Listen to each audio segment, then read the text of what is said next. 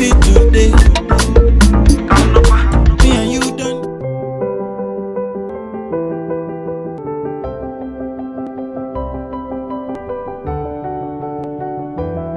Dans le cadre du projet d'appui à la consolidation de la cohésion sociale par l'approche famille, c'est tenu le vendredi 27 au 30 décembre 2018 à Sabé, à l'EPP d'Alé Fils, la foi commerciale organisée par l'ONG AFSU. Discours de bienvenue tenu par M. le directeur d'Alé et Fils, M. Yuko, à l'endroit des leaders religieux, leaders des quartiers, chefs coutumiers, était fort représenté, donnant la valeur de cette activité. Et puisque nous sommes à une fois, j'ajouterai, et distingué chef d'entreprise, acceptez, dis-je, que je prenne en premier la parole, même si c'est vrai que c'est à la suite du guide religieux, et pour présenter la traditionnelle Aquaba.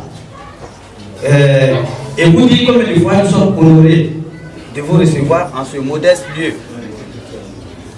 Comme le dit, la plus belle femme ne vous donne que ce qu'elle a. Et puis c'est elle qui est l'initiative de cette rencontre-là, même si c'est derrière que nous sommes, c'est ce que nous avons que nous vous présentons. C'est ce modeste local-là.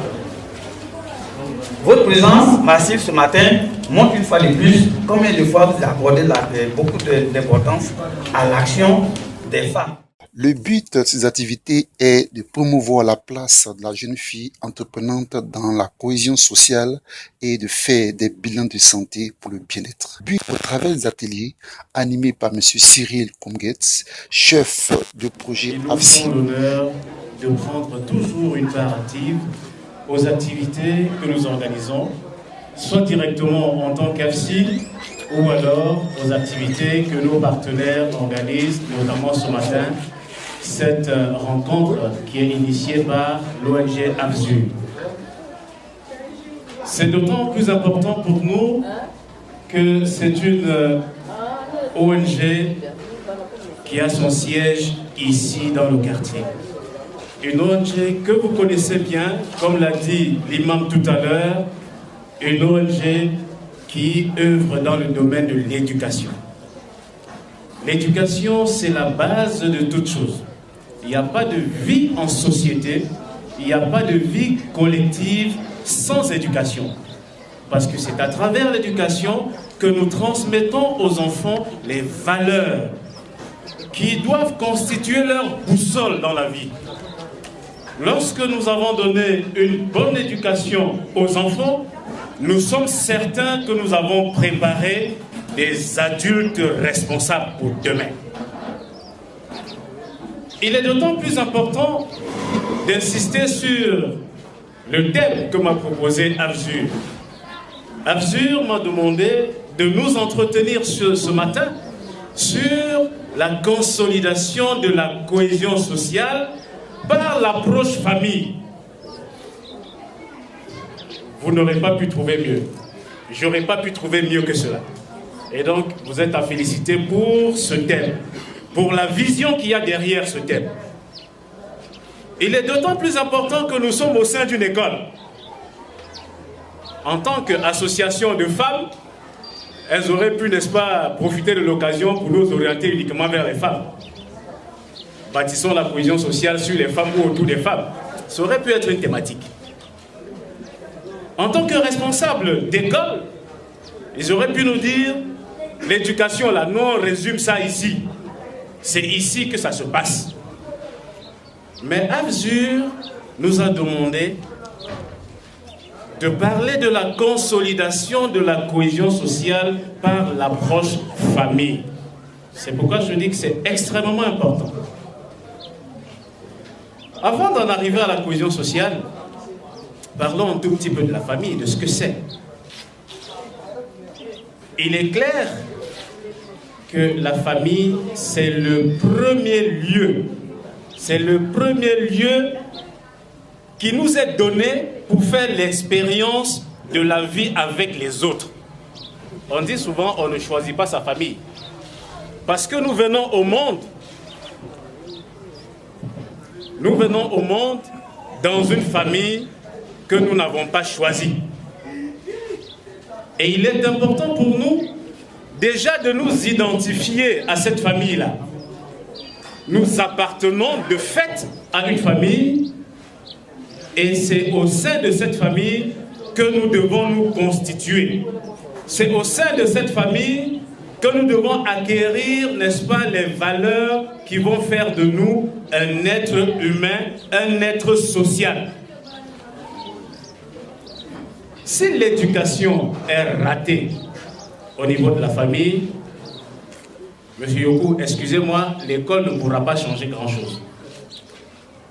Si l'enfant, avant que les parents ne vous l'envoient ici, pour lui donner l'instruction, pour lui donner le savoir, si l'enfant n'a pas un minimum de valeur, de respect de l'autre, ce sera un turbulent qu'on ne pourra pas encadrer. On aura beau essayer, on va dire, bon, le maître, peut-être il est incompétent, et ainsi de suite, mais parce que quelque part, les parents n'ont pas fait ce qu'il fallait faire. Ou alors, ils n'ont pas réussi leur mission à la base. On dira, depuis que l'enfant va à l'école, il est devenu plus délinquant qu'avant. Non, c'est pas vrai. C'est parce que l'espace collectif qu'est l'école lui donne une autre possibilité de montrer à tout le monde ce qu'il est à la maison. Et donc, l'école aujourd'hui est un espace qui doit venir en appoint à ce que la famille donne comme éducation à l'enfant. Lorsque nous prenons la cellule familiale aujourd'hui, à quoi est-ce qu'elle ressemble dans notre Côte d'Ivoire aujourd'hui? À quoi ressemblent nos cellules familiales? Elles sont pour la plupart disloquées. Elles sont pour la plupart incohérentes. Et donc, au sein déjà de nos familles, il y a un manque de cohésion. Mais s'il y a un manque de cohésion dans nos familles, ce n'est pas au dehors que nous allons consolider la cohésion. Au dehors, nous allons faire semblant. Nous allons donner l'impression. Mais dès qu'on va gratter un peu, en dessous, on va se rendre compte qu'il n'y a rien. Est-ce que les parents,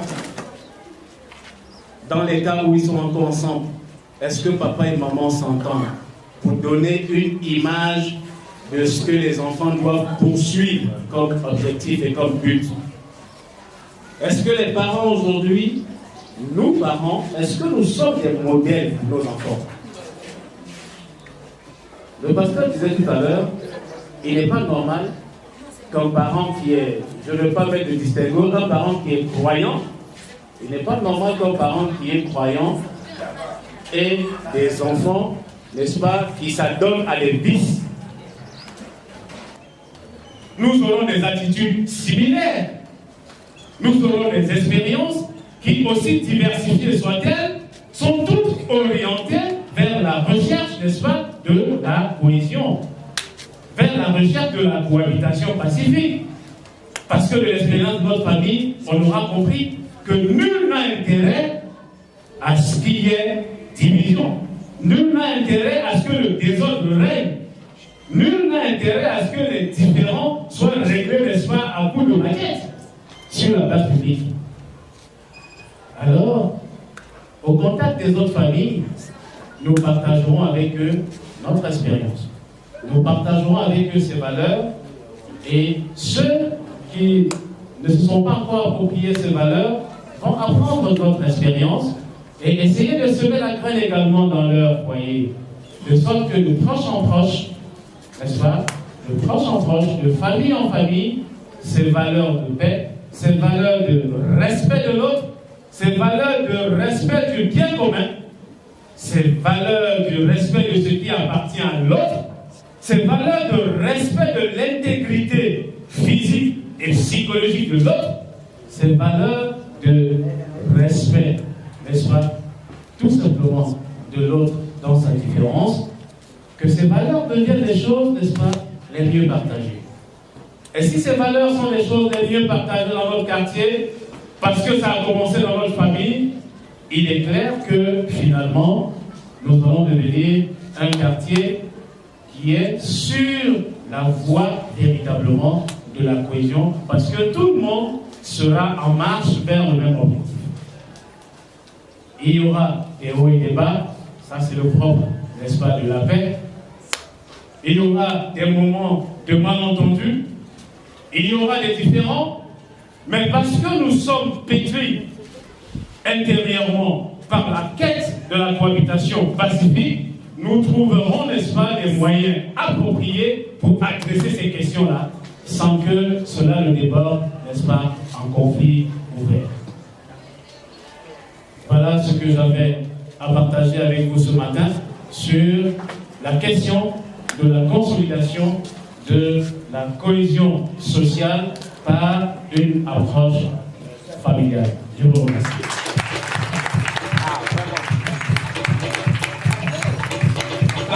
Ces activités publiques étaient l'occasion pour la présidente de l'ONG AFSU, Madame Yuko, organisatrice, permettre aux populations d'Abobo de mieux s'imprégner des bases culturelles. Les services représentants des divers ministères de la République de Côte d'Ivoire, messieurs les chefs et dignitaires religieux, mesdames et mesdemoiselles les responsables de l'ONG AFSU, honorables chefs coutumiers et chefs de terre, tout protocole respecté, très chers leaders communautaires, dirigeants d'associations et d'organisations non gouvernementales, distingués chefs d'entreprise, résidant dans la valeur commune d'Abobo, chers invités, en vos rangs, grades et qualités, je m'essaie de vous saluer et de vous remercier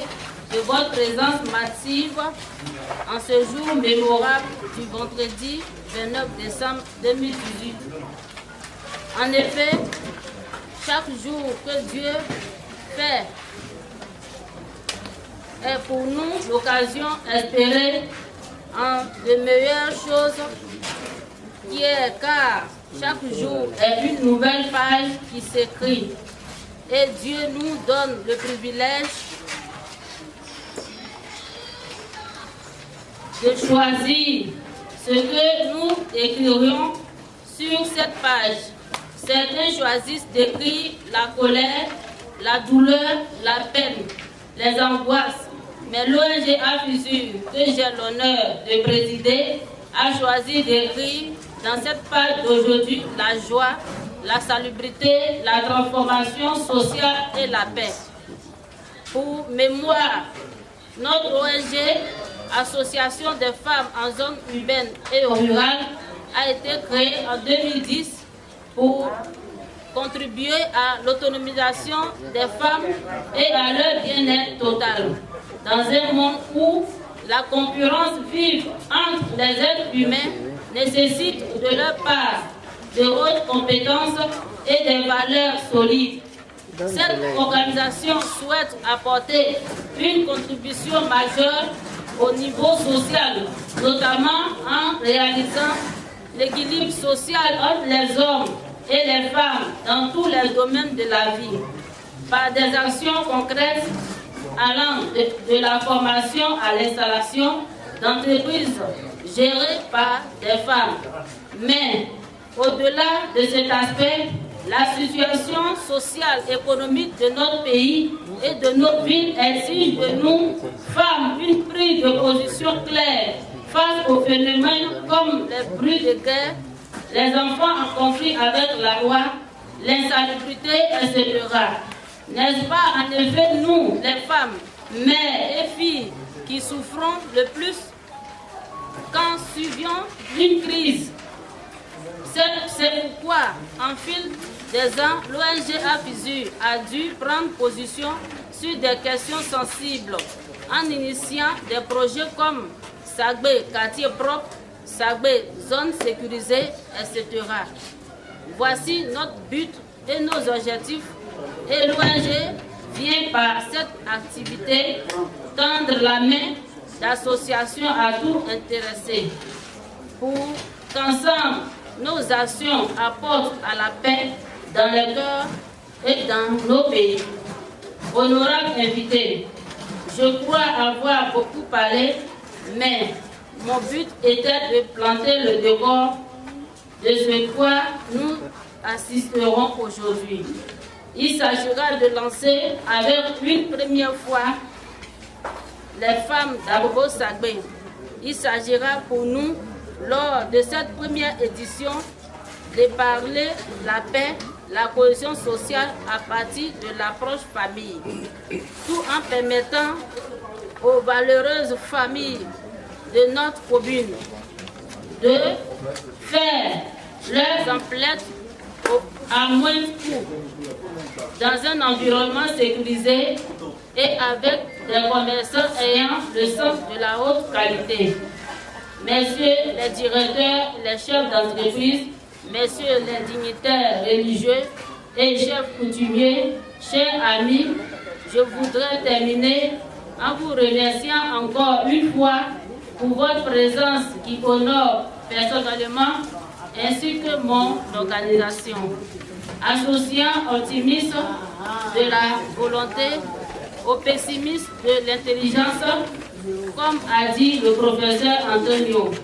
Je prie le bon Dieu de nous permettre de passer un bon moment agréable en ce lieu qui sera dédié pendant ces 3 jours à la cohésion sociale. Mais la paix et la joie dans le monde. Je vous remercie. Je suis Madame Miyoko, la présidente de l'ONG AFISU. L'ONG est née depuis le 5 avril 2010.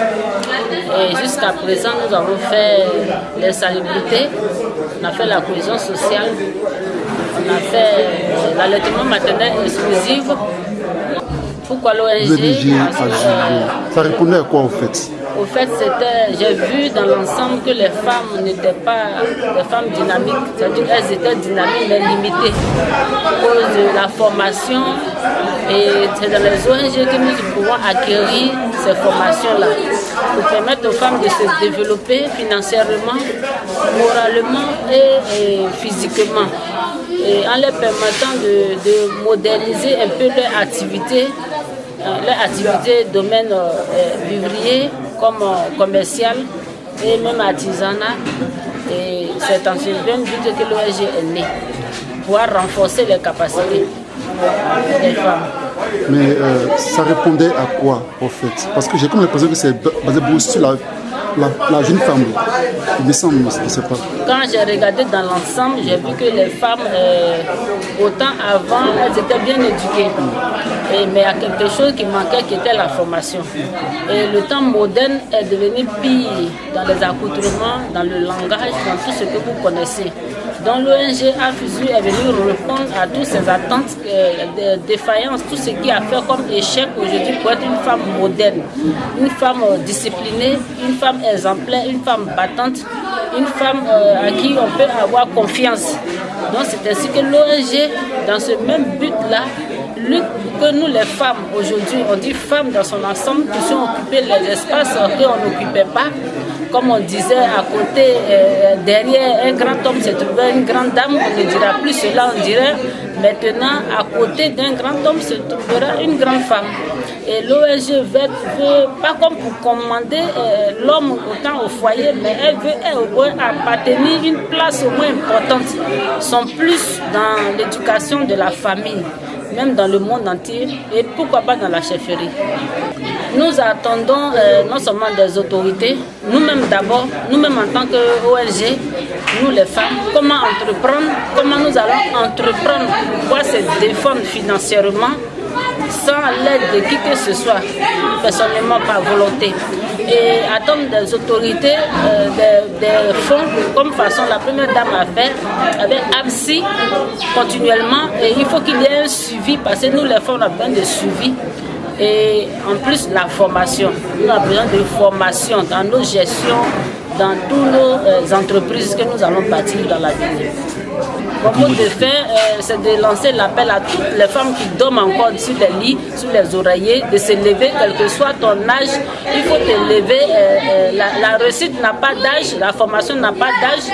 Il faut te lever, même si tu es malade, il faut te lever et il faut te battre, il faut entreprendre pour y arriver. Parce que aujourd'hui même, j'ai vu lors des sensibilisations sur la chose de l'allaitement, j'ai vu des mamans qui avaient 60 ans et qui faisaient même la marche. Et en tant que femme, on doit prendre le devant, pas comme pour commander qui que ce soit, on doit se lever pour se battre, pour aller de l'avant. Et cela sera un exemple pour nos enfants aussi. Okay. Madame Kouyo, oui. Merci beaucoup. Merci à vous. Je vous remercie. Madame Soro Né Baliawa, pour mes impressions pour la foi et pour la fête, vraiment, je trouve que ça a été bien fait. Tout a été bien positionné, bien propre. Il n'y a pas eu de querelle. Vraiment, je remercie la présidente et le fondateur de Dalé Fils. Vraiment, ils ont bien. Je ne sais pas, les mots me manquent. En tout cas, ça a été bien fait. Voilà, c'est tout ce que je peux vous dire. Maintenant, que pouvez-vous conseiller aux jeunes filles qui, par rapport au thème, la jeune fille, la place de la jeune fille? La place de la jeune fille est à l'école. Il y a d'autres qui pensent qu'elles sont plus grandes pour aller à l'école. Ok, à l'école, mais aller à l'école aujourd'hui, là, il n'y a pas d'âge. Tu peux aller à l'école. Même étant grande, tu peux partir.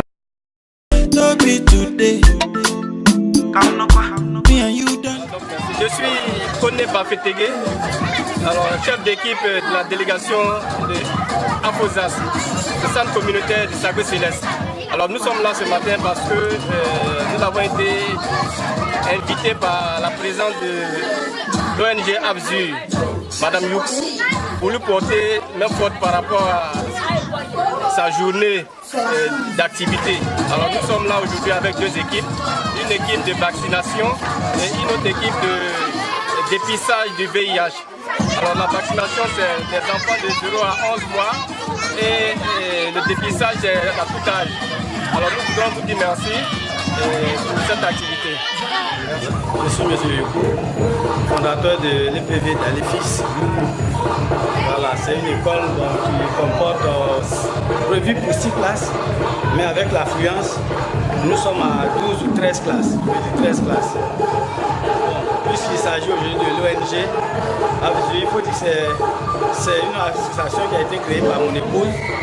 L'ONG en fait c'est AFZUR, c'est Association des femmes en zone rurale et urbaine.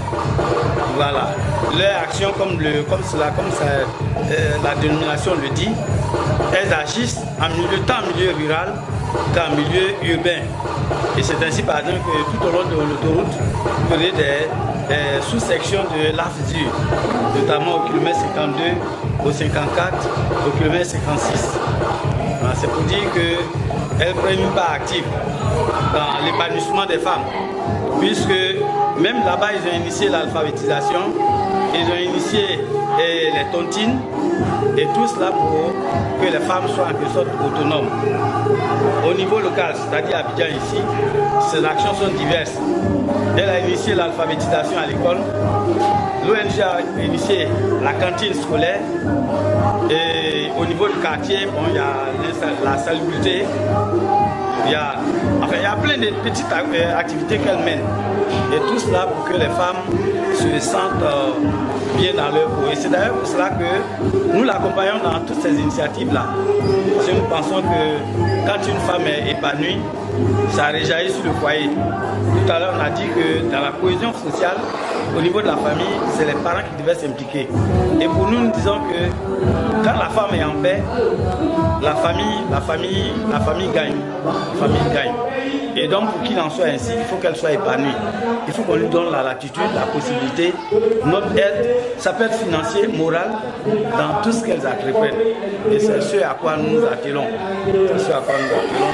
Et nous pensons que les choses vont de mieux en mieux. Donc, c'est ce qu'on peut dire concernant l'ONG. Donc, je crois que c'est sur ça que je clôt mon propos. Voilà. Bonjour chers frères et sœurs, je me présente à Batrou Emmanuel Fabrice, je suis le MC de la cérémonie de la foi. Il faut dire que cette foi est une première dans notre quartier et pendant cette foi il y a eu plusieurs activités. Laquelle m'a beaucoup séduit est la conférence qui a été animée par l'orateur du jour, M. Cyril Conguet, qui nous a entretenu sur la consolidation de la cohésion sociale par l'approche familiale, qui est une réalité vraiment typique dans notre commune aujourd'hui à Abobo. Parce que Abobo vraiment est une commune qui a eu des séquelles de la crise. Et donc, parler de ce thème, vraiment, est la bienvenue. Et nous remercions particulièrement toutes les organisations qui ont été présentes à cette foi, parce que ça a été une connexion, un contact où chacun est sorti vraiment d'un enseignement, où chacun vraiment est sorti avec une connaissance grande. Alors nous remercions l'ONG AFSU d'avoir eu cette initiative et nous souhaiterons que cette initiative se perpétue afin que l'image de notre commune à Bobo vraiment puisse changer, parce que nous avons beaucoup été marginalisés, beaucoup été rejetés, tant soit peu à cause des actions qui ont été menées par les jeunes en conflit avec la loi. Vraiment merci beaucoup à toute l'équipe pour ce travail. Que Dieu vous bénisse. Une famille élargie. La famille, deuxième façon de définir, c'est les gens de considèrent les enfants biologiques, la maman, le papa. Donc, au plan occidental, donc, la famille africaine, elle est large, elle regroupe tout le monde, parfois même s'étend à tout le village, à toute la région. Et la famille occidentale, c'est maman, papa et puis les enfants biologiques. C'est vraiment un souci pour moi, en tant que mère, de voir certains enfants mélodés et envoyés derrière les barreaux. C'est-à-dire qu'à l'école, comme au marché, en tout cas dans tous les secteurs, s'entendre et travailler ensemble, c'est très important. Messieurs, merci de nous donner cette attention. Je suis M. Touré Mamadou Frédéric, président de l'ONG État Bien, entendu par là, éducation pour tous, agriculture biologique et environnement. Et nous essayons d'aider l'homme dans toutes ses dimensions. Bien sûr, il y a l'éducation par l'alphabétisation et la santé aussi. Nous essayons d'intervenir pour que un être humain puisse aller à l'école et puis qu'il puisse avoir une bonne santé.